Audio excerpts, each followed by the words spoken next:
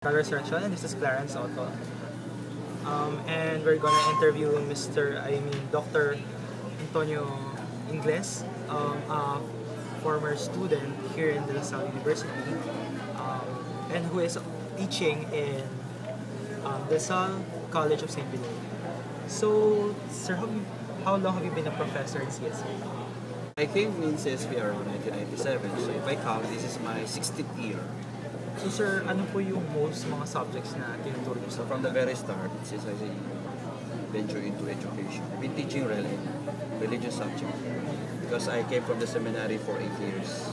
So after I left the seminary, I did not become a priest, so I decided to continue on with my mission and purpose in education. So I ended up teaching in 1990 in Assumption College. Then I transferred to Central Scholar University from 1990 to 1994. Then from 1994 to 1997, I was a professor in St. Paul College, St. Paul University. Then after 1997, I went to De La Salle College, St. Benedict. Arab Pinoy was the fruit of my reflection only because I love to do blog. So I write blog. So in 1996, when I started writing on how to be of help to public schools, there was a man, a web designer, who read my blog and he started contacting me. And he said, "Sir, I would like to be of help." Sabi ko, "In what form?"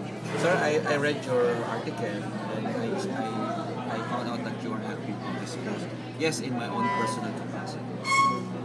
"If you want to, sir, I'll give you a website." So, but website is too expensive that time. So you will spend 50,000 or more just to set up a website. "But don't worry, sir, I'll just give it to you for free."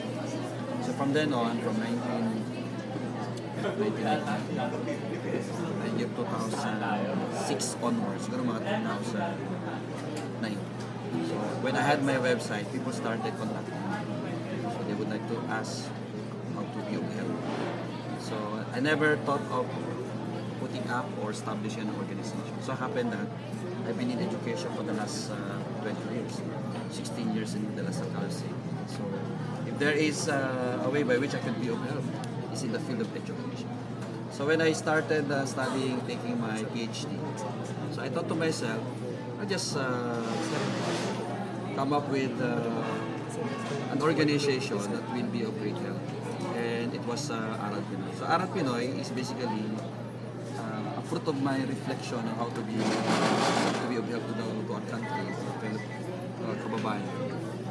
And I also decided that it will also be an offshoot of my dissertation in Asia Social Institute. So Arab Pinoy is an organization, fruit of my dissertation, when I envision on how to be of help in our country, in the area of education.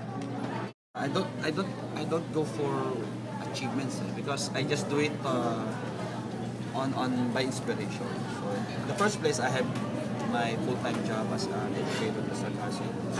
So in terms of my status or in terms of what I'm getting from the side, so I'm already pretty living a decent life now. I was able to acquire a condo unit in AGI, so out of my work. I was able to buy a townhouse in Las Piñas out of my work. So I'm just simply a teacher. I don't have a business. But in terms of what I've already received, for example, all my education in De La Salle University, my first MA was in education in Belen. My second MA was in education in learning and teaching. All of these are free. So I grab it because there is an opportunity.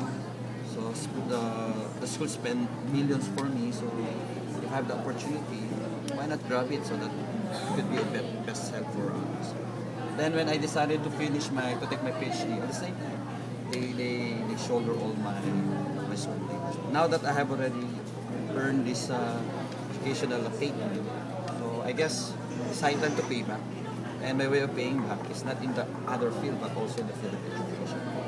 So if the school would proclaim teach hard, touch matters for why not apply it in real life to us a Lasallian alumnus.